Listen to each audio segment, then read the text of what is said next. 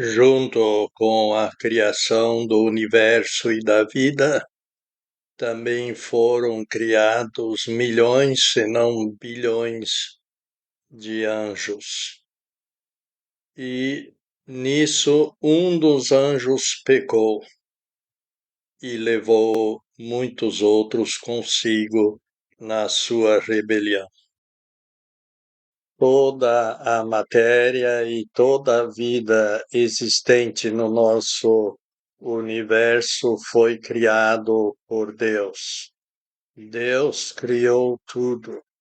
Lemos em Colossenses capítulo 1, versículos 15 a 17, o qual é a imagem do Deus invisível, o primogênito de toda a criação, porque nele foi tudo criado, tudo quanto está nos céus e o que está sobre a terra, as coisas visíveis e as invisíveis, quer sejam tronos, quer domínios, quer principados, quer autoridades, todas as coisas foram criadas por intermédio dele e para ele.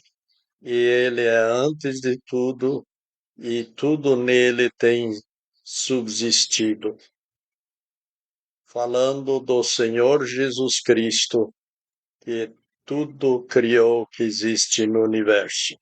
Conquanto o homem ter sido criado pela intervenção direta de Deus, moldando-o do pó da terra, os anjos foram criados por uma ordem divina. Louvem-no todos os seus anjos, louvem-no todos os seus exércitos, louvem o nome do Senhor, porque ele mandou e foram criados. Salmo 148, versículos 2 e 5. No relato da criação, em Gênesis, a sua criação não é mencionada. Vejamos, porém, outros versículos que tratam de sua criação. Em Jó 38, 4 e 7, lemos: Onde estava você quando eu lançava os fundamentos da terra? Declara-me isso, se, observando, alcançou compreensão.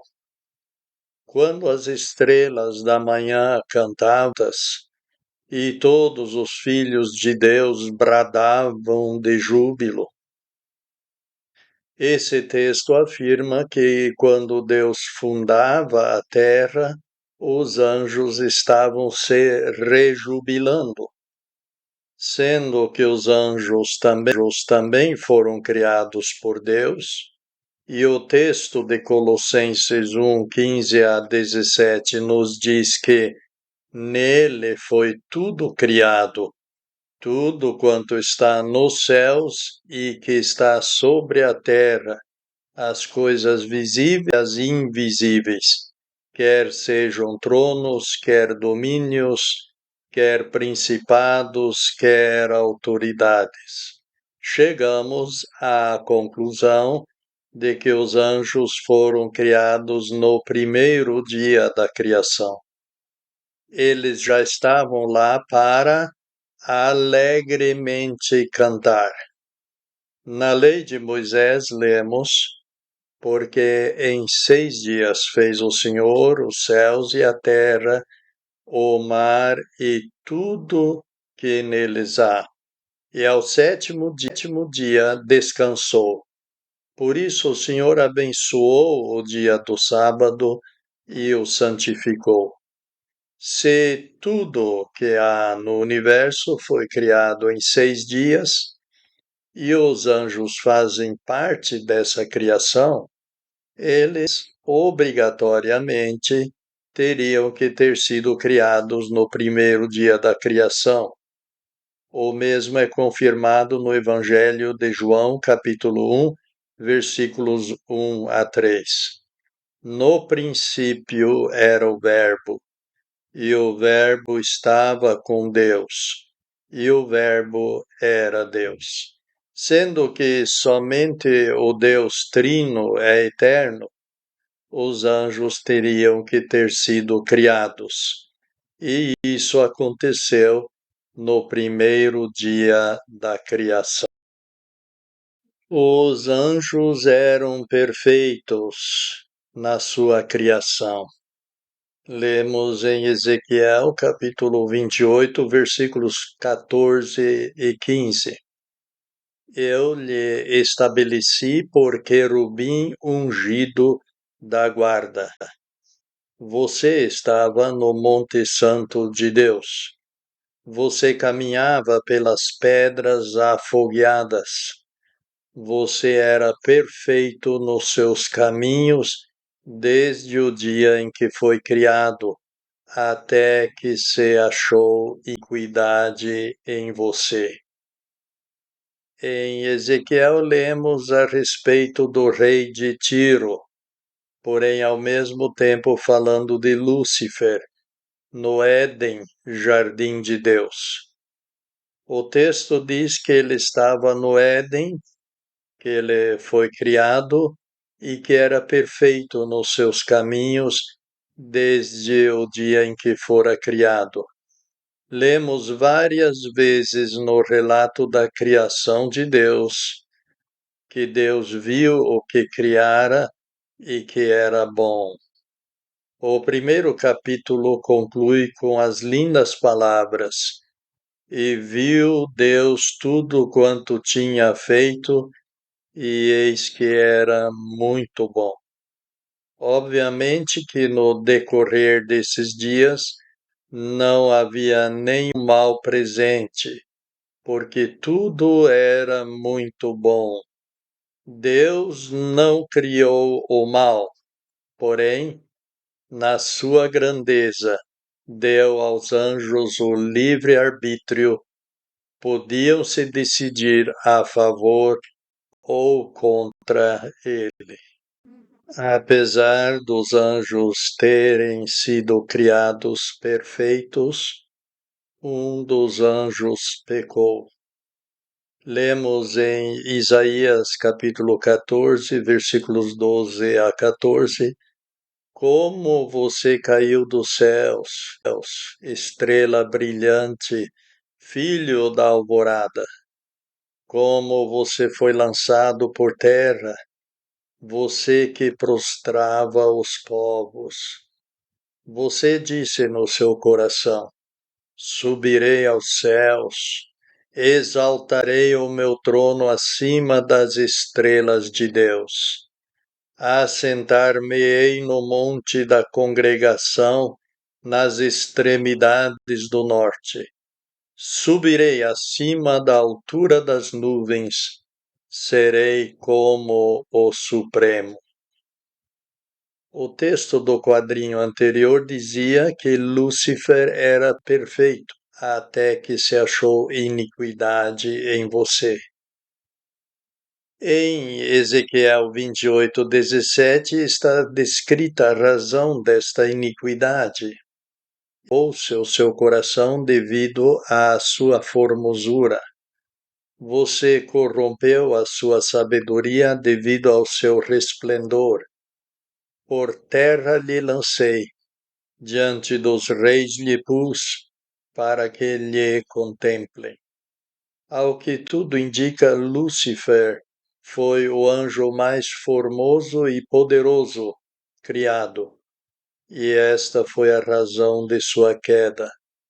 A formosura produziu orgulho, e este orgulho a queda. Em Judas, versículo 9, lemos que até o arcanjo Miguel estava sujeito a Lúcifer, de tão poderoso que Lúcifer era. O arcanjo Miguel, no entanto, quando disputando com o diabo, argumentava sobre o corpo de Moisés, não ousou decretar sentença difamatória contra ele, mas disse: O Senhor o repreenda. Ele queria ocupar o lugar de Deus no universo. Subirei aos céus. Exaltarei o meu trono acima das estrelas de Deus. Assentar-me-ei no monte da congregação, nas extremidades do norte. Subirei acima da altura das nuvens, serei com o Supremo. Isaías 14, 12 a 14. O orgulho surgiu no coração de Lúcifer. Foi ali que nasceu a rebelião e o pecado. Ele teve o livre-arbítrio dado por Deus para decidir-se a favor ou contra Deus, mas a decisão a favor do mal foi dele. Só que ele não se rebelou sozinho. Ele levou grande parte dos anjos com ele. A Bíblia não é bem clara sobre o número de anjos ou espíritos que o acompanharam, mas em Apocalipse 12, 3 a 4 consta: E eis um grande dragão vermelho, tendo 7 cabeças e 10 chifres, e 7 diademas sobre as suas cabeças, e sua cauda arrasta 1/3 das estrelas do céu e as lançou sobre a terra. Repetidas vezes os anjos são chamados de as milícias celestes na Bíblia. Eles são comparados com as estrelas. Se podemos interpretar este texto como dizendo que 1/3 dos anjos caiu, realmente foi um número considerável. A Bíblia afirma que existem miríades de anjos diante do trono de Deus, estes que permaneceram fiéis. Portanto, os rebelados também constituem um número considerável. A partir de sua revolta, eles agora lutam contra tudo aquilo que Deus é a favor. Procuram destruir a glória de Deus, a criação de Deus e os valores divinos.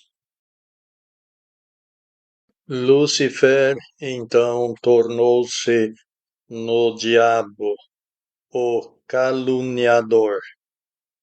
Lemos em Efésios 6, 11 a 12: Armem-se com toda a panóplia de Deus, para que vocês sejam capazes de permanecer firmes contra as emboscadas do diabo.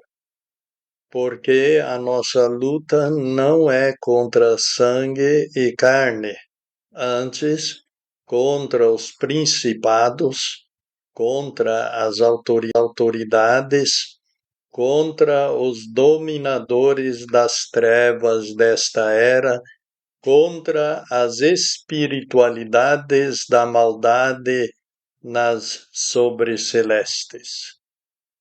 Lemos em Apocalipse 9: E foi precipitado o grande dragão, essa serpente primeva, chamada Diabo e Satanás, que engana o mundo todo. Foi precipitado sobre a terra e seus anjos foram precipitados junto com ele. Lúcifer tornou-se no diabo. Ele era perfeito, formoso e poderoso, porém encheu-se de orgulho e queria ocupar o lugar de Deus no universo, e nisso consistiu o seu pecado, e assim tornou-se no grande dragão, a velha serpente, em Diabo e Satanás. Obviamente, os anjos rebelados agora também odeiam a humanidade. Eles querem a nossa destruição e nos desviar dos caminhos de Deus. Com certeza, não virão afirmando isso abertamente. Se assim procedessem, ninguém lhes daria ouvidos. Eles prometem tudo o que o ser humano deseja para atraí-lo para suas ciladas e ali dar-lhe o oposto daquilo que prometeu. O texto de Efésios diz que nossa luta é contra os dominadores das trevas desta era, contra as espiritualidades da maldade nas sobrecelestes. Após sua queda, não mais puderam permanecer na presença de Deus e hoje se encontram ao nosso redor, no mundo invisível ao olho humano. Eles acompanham a vida humana e a acompanharam durante os 6.000 anos da existência humana. Note que o texto diz que a nossa luta não é contra sangue e carne. Muitas pessoas julgam que eliminando uma pessoa indesejável resolvem o seu problema. O mal não é a pessoa em si, mas estas forças ocultas que operam na pessoa. Por isso é tolice odiar alguém. É preciso ter dó da pessoa por ter caído na cilada do diabo e estar fazendo a sua vontade e procurar livrá-la da esfera de ação do diabo. Além disso, o texto afirma que são dominadores e forças que atuam no mundo tenebroso. Eles são mais fortes do que os seres humanos e por isso não podemos vencê-los na força própria, sendo que Deus é todo-poderoso e os anjos seres criados, eles não têm como vencer Deus.